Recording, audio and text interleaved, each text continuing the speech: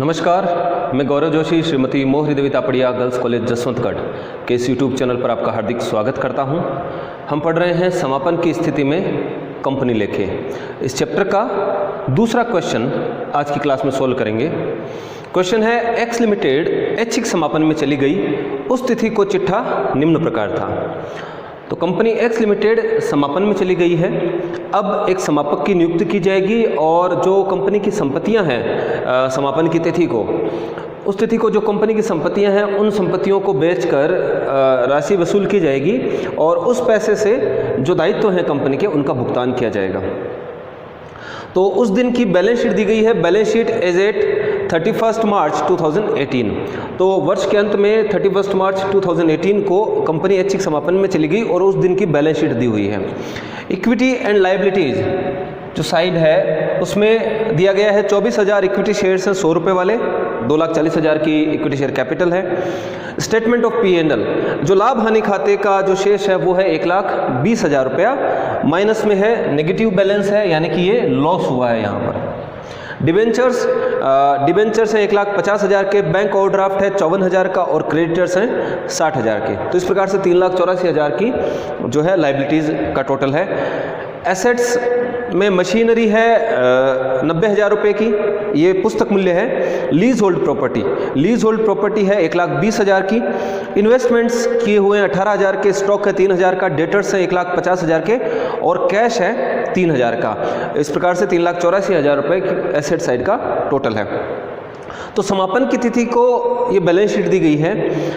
अब जो कंपनी के संचालक हैं या जो उच्च अधिकारी हैं वो जो समापक नियुक्त किया जाता है समापन की तिथि को, उस समापक को एक स्थिति विवरण बना कर देंगे कि ये जो कंपनी के पास जो संपत्तियां हैं इन संपत्तियों से कितना पैसा आपको वसूल हो सकता है, संपत्तियों में से कितनी संपत्तियां गिरवी रखी हुई है, कितनी गिरवी नहीं रखी हुई हैं और इनसे जो पैसा वसूल होगा उससे आपको किस प्रकार से जो है लायबिलिटीज़ का पेमेंट करना है, लायबिलिटीज़ किस क्रम में लायबिलिटीज़ दायित्वों का भुगतान करना है।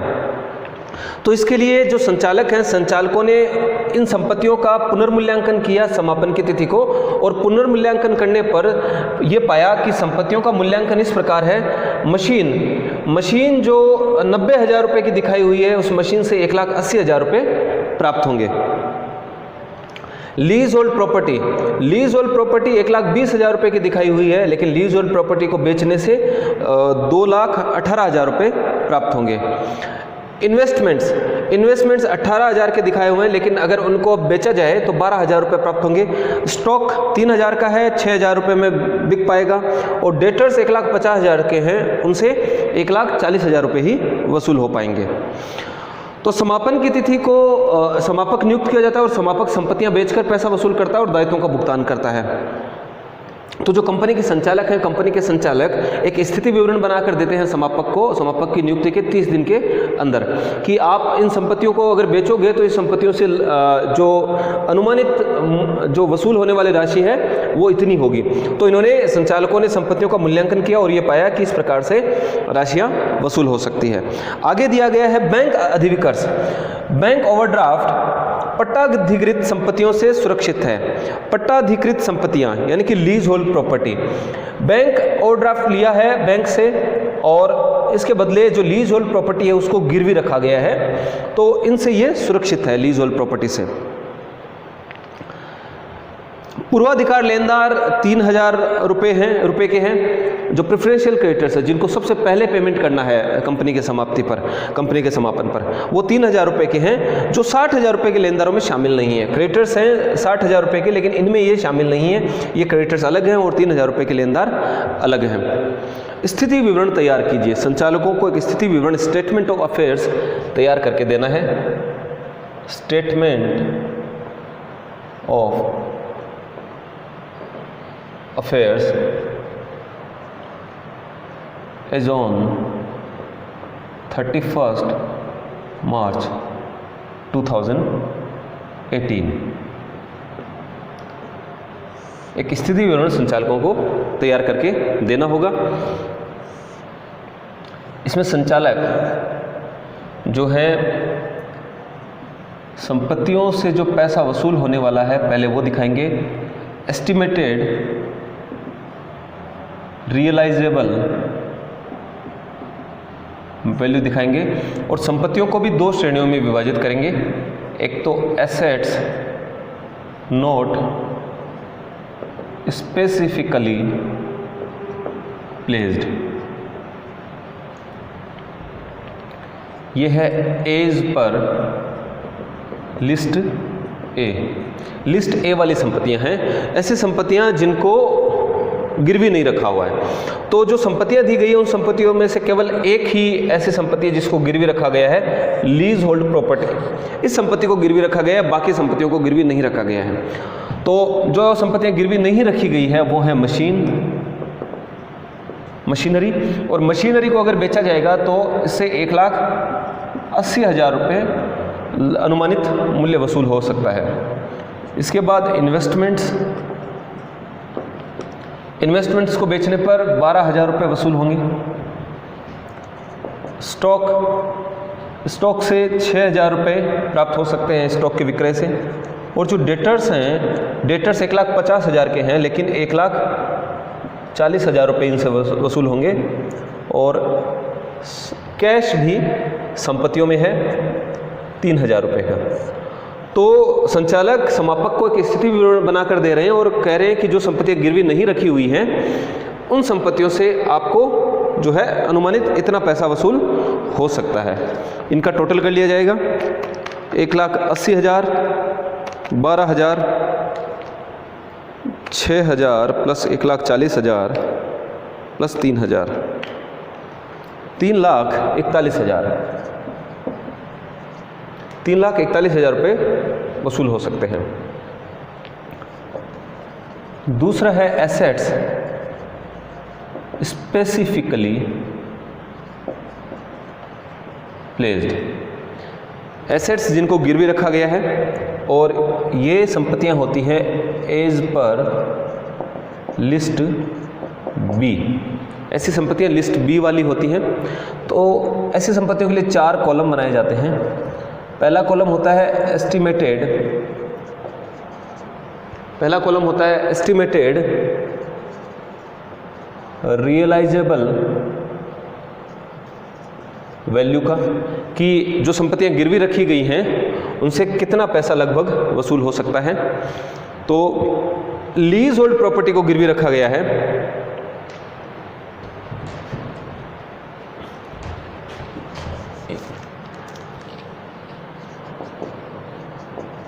Estimated realisable value. तो लीज होल्ड प्रॉपर्टी को गिरवी रखा गया है, लीज होल्ड प्रॉपर्टी, और इसको अगर बेचा जाए तो 2,18,000 रुपये से अनुमानित मूल्य वसूल हो जाएगा। अब लीज होल्ड प्रॉपर्टी को गिरवी रखकर किस प्रकार का ऋण लिया गया है, दूसरे कॉलम में दिखा जाएगा कि ड्यू टू सिक्योर्ड क्रेडिटर्स। संपत्ति गिरवी रखकर अगर कोई ऋण लिया जाता है तो वो ऐसा लेनदार सुरक्षित लेनदार कहलाता है, सिक्योर्ड क्रेडिटर कहलाता है।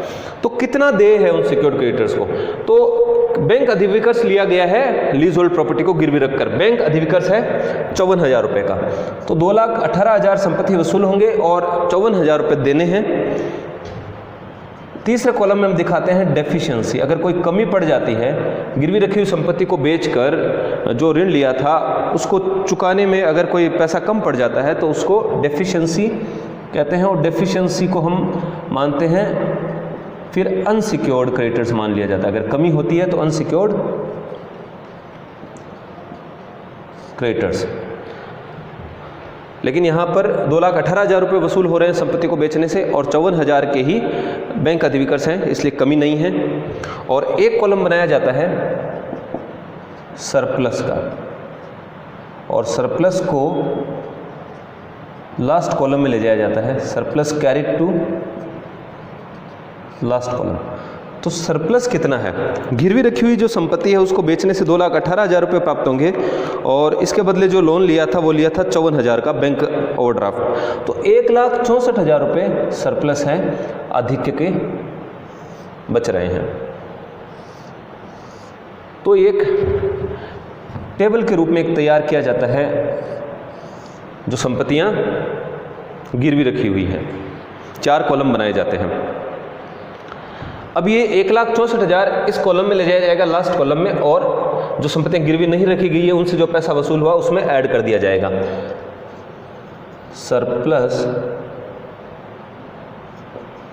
From assets specifically placed. तो जो संपत्तियां गिरवी रखी हुई थी विशेष रूप से, उनसे जो आधिक्य की राशि जो बची है वो है 1,64,000 की। तो 3,41,000 तो ऐसी संपत्तियों से वसूल होंगे जो गिरवी नहीं रखी हुई है, और जो संपत्तियां गिरवी रखी हुई हैं उनसे जो पैसा वसूल होगा उसमें से लेनदारों को चुकाने के बाद में, सुरक्षित लेनदारों को चुकाने के बाद में 1,64,000 रुपये बचेंगे आधिक्य के रूप में। तो 1,64,000 और 3,41,000, 5,05,000 रुपये, 5,05,000 रुपये अवेलेबल रहेंगे। टोटल एसेट्स अवेलेबल, और इससे क्या क्या चुकाया जाएगा? फॉर प्रेफरेंशियल क्रेडिटर्स,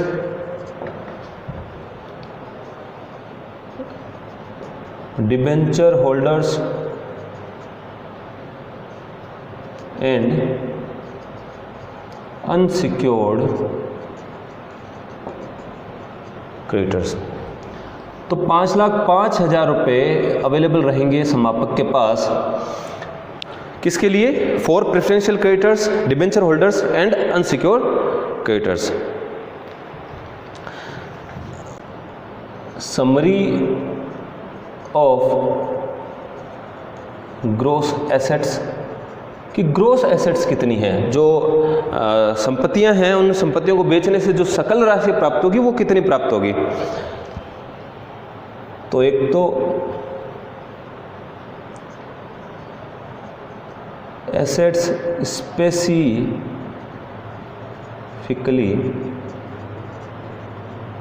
प्लेस्ड, जिन संपत्तियों को गिरवी रखा गया था उनसे 2,18,000 रुपये वसूल होंगे, और अदर एसेट्स से 3,41,000 रुपये वसूल होंगे।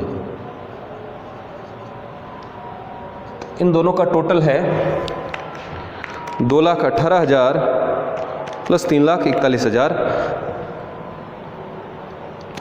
2,18,000 प्लस 3,41,000, 5,59,000। तो gross assets, summary of gross assets है 5,59,000।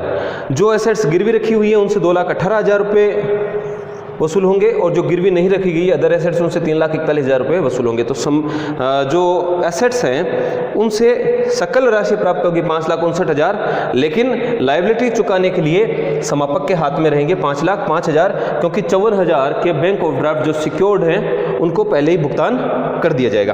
तो इस प्रकार से एसेट साइड की स्थिति विवरण बनाकर समापक को दी जाएगी। अब ये बैलेंस जो 5,05,000 है ये आगे ले जाया जाएगा, कैरी फॉरवर्ड होगा, और उसके बाद इस 5,05,000 से किस प्रकार लायबिलिटीज़ का भुगतान किया जाना है वो भी स्थिति विवरण में दिखाया जाता है। तो इसको एक बार मिटा देते हैं और लायबिलिटी साइड बनाएंगे।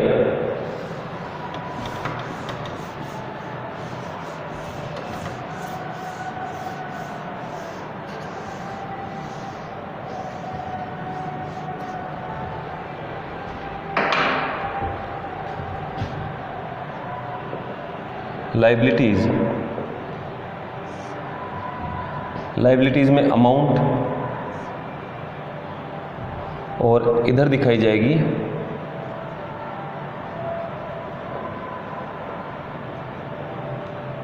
Gross liabilities. तो लायबिलिटी साइड में पहले दिखाया जाएगा total assets available for preferential creditors, debenture holders and unsecured creditors. तो समापक के पास 5,05,000 रुपये अवेलेबल होंगे प्रेफरेंशियल क्रेडिटर्स को, डिबेंचर होल्डर्स को और अनसिक्योर्ड क्रेडिटर्स को चुकाने के लिए। अब 5,05,000 अवेलेबल होंगे और लायबिलिटी साइड है, इसलिए लायबिलिटी साइड में सबसे पहले हम दिखाएंगे secured creditors as per list B. तो लिस्ट बी के अनुसार सिक्योर्ड क्रेडिटर्स जिनको लीज होल्ड प्रॉपर्टी बेचकर भुगतान किया जाएगा, सिक्योर्ड क्रेडिटर्स हैं बैंक ओवरड्राफ्ट 54,000 रुपये का, और इनको पहले ही भुगतान कर दिया गया है, इसलिए अब इनको भुगतान नहीं करना इस 5,05,000 में से। लेकिन लायबिलिटी साइड दिखा रहे हैं, इसलिए सिक्योर्ड क्रेडिटर्स को भी यहाँ दिखाना पड़ेगा और ग्रॉस लायबिलिटी वाले कॉलम में हम ये अमाउंट दिखाएंगे। अब दूसरा भुगतान करेंगे हम प्रेफरेंशियल क्रेडिटर्स का। सिक्योर्ड क्रेडिटर्स का ऑलरेडी भुगतान कर चुके हैं लीज और प्रॉपर्टी बेचकर। इसके बाद हम प्रेफरेंशियल क्रेडिटर्स का भुगतान करेंगे, और प्रेफरेंशियल क्रेडिटर्स होते हैं एज पर लिस्ट सी। तो प्रेफरेंशियल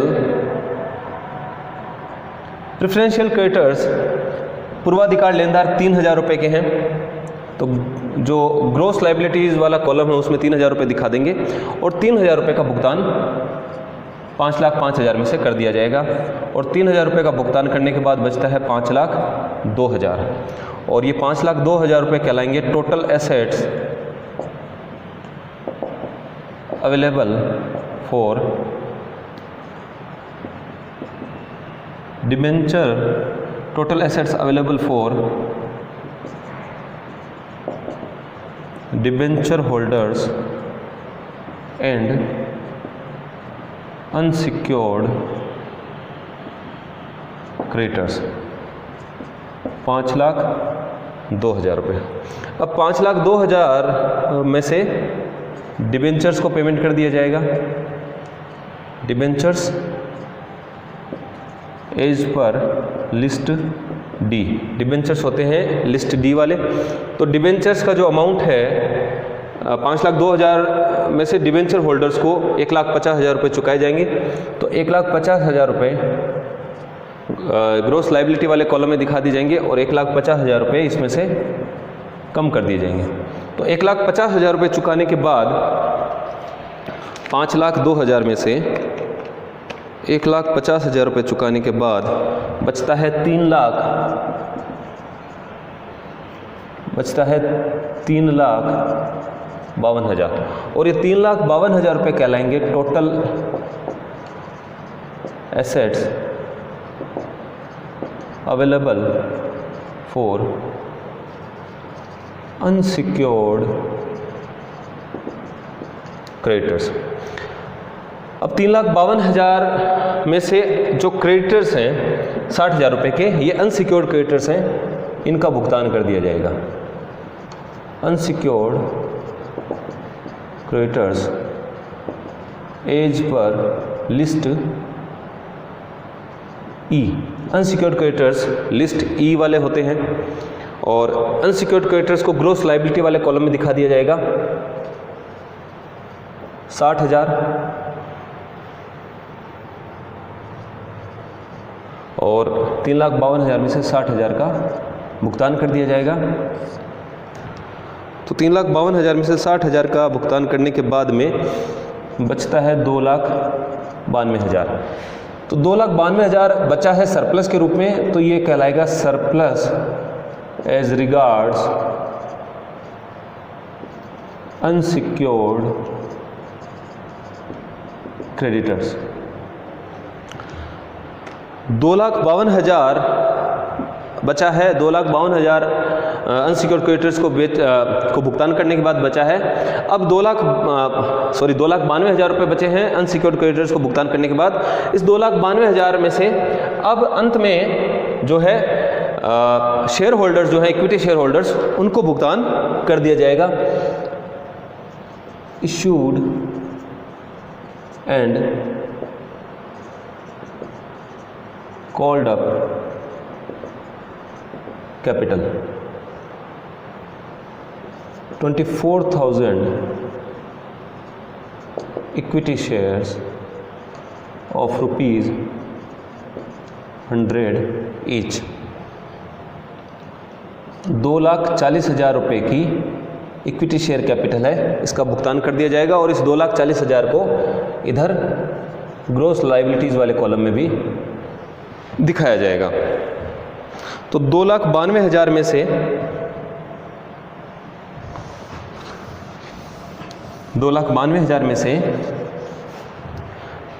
2,40,000 माइनस किए तो बचता है